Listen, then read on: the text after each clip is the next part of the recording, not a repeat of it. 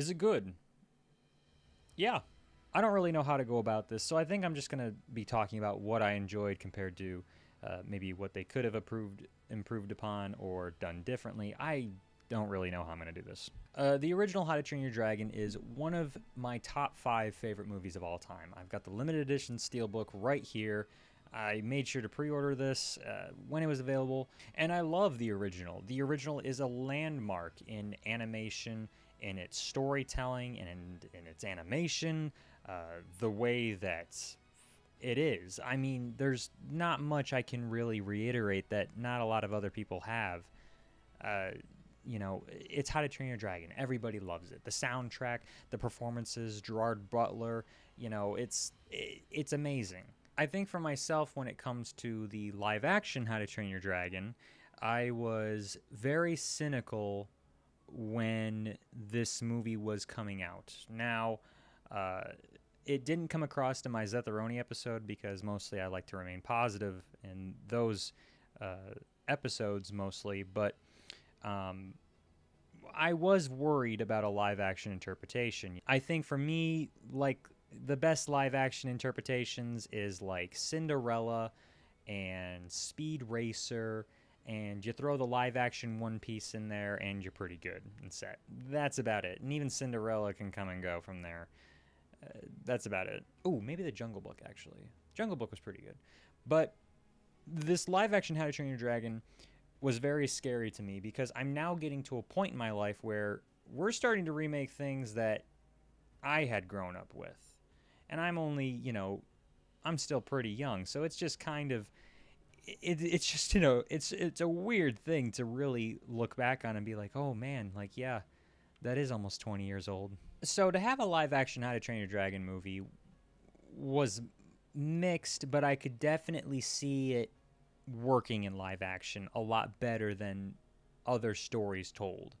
And my thoughts started to become more positive once I heard that some like Dean DeBluis, the original director, as well as John Powell, the original composer, Gerard Butler getting cast as Stoic again. There was a lot to be excited for with this movie. And I was still pretty mixed when it came to the trailers. I was leaning towards positive, but I was still pretty much like, I don't know, it can go either way. This can either be super good or I'm happy to report that I had a smile on my face this whole movie, and I'm not ashamed of saying that. I don't care what I get labeled as. The live action How to Train Your Dragon was special. It was just as great as the original. I'm not saying it's better, but I would put it on par with the original. Is it a shot-for-shot remake? Yes. But, I mean, it wasn't taking away anything from the original, nor was it adding anything dumb that I could point to as it being, it taking away from the original movie or this interpretation of How to Train Your Dragon. And honestly, I have the best things to say about this movie. I loved the lead, Mason Thames, I think it was who played Hiccup. He did a pretty good job. He was kind of the awkward kid, yes. And I liked his performance. I think it was just really great, especially with some of the more emotional moments when like him and Stoic are getting mad. I liked that. And I liked also that he was more of an emotional teenager in this than anything else. And you got to see a lot of his face, I guess, when it came to certain shots. There's a shot in particular I remember very particularly where it's Gerard Butler's Stoic, and he's talking about how he's so proud of him, and he's like, it's the previous Hiccup. If I would have known that Hiccup would have gone from Hiccup, and when he says that, it levels a shot on Hiccup that's not in the original movie. And I like that subtlety, that little like subtle addition that's added. It's beneficial that the original director, one of the original co-directors, is here, because he can go back and be like, all right, well, what would I have done just a little bit differently in this scene if I have just a little more time to add to it? I liked, too, Stoic. I thought that Gerard Butler coming back and replaying this character was a really smart choice, and I liked a lot of the stuff that they added with him. I don't want to go too deep into spoilers, but there is a part at the end when he's like rallying the troops, and uh, that was a pretty good scene when they're on Dragon Island. I really liked that part. It's not the same as the original, but it's something that they just kind of added or tweaked it just a little bit. It doesn't make it inherently better, but it doesn't make it inherently worse than the original. I think that's what you're mostly going to hear about this movie, is that it's not better, but it's not worse.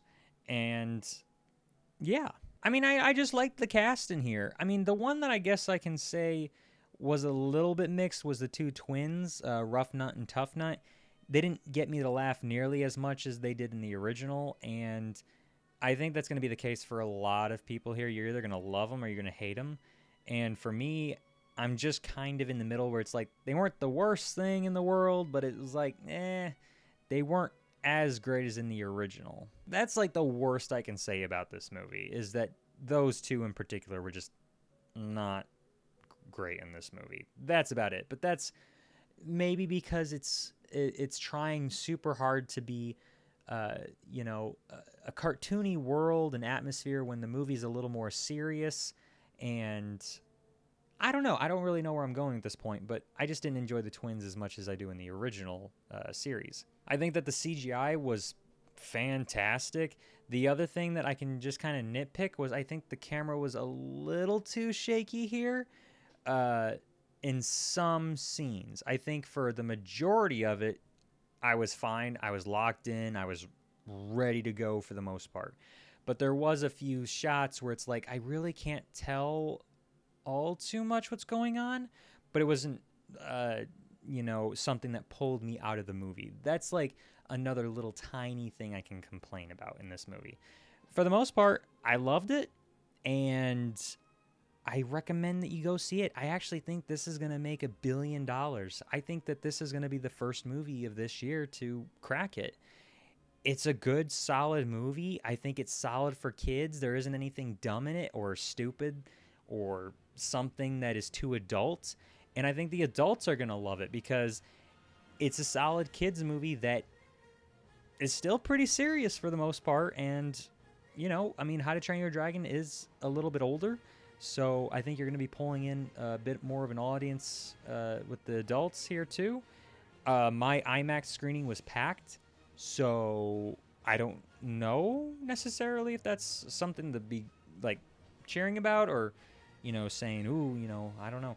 But I think it's going to make $1 billion. The quality in this movie was really, really solid. I heavily enjoyed this movie for the most part. So if you just wanted my thoughts on the live action How to Train Your Dragon real quick, there you go.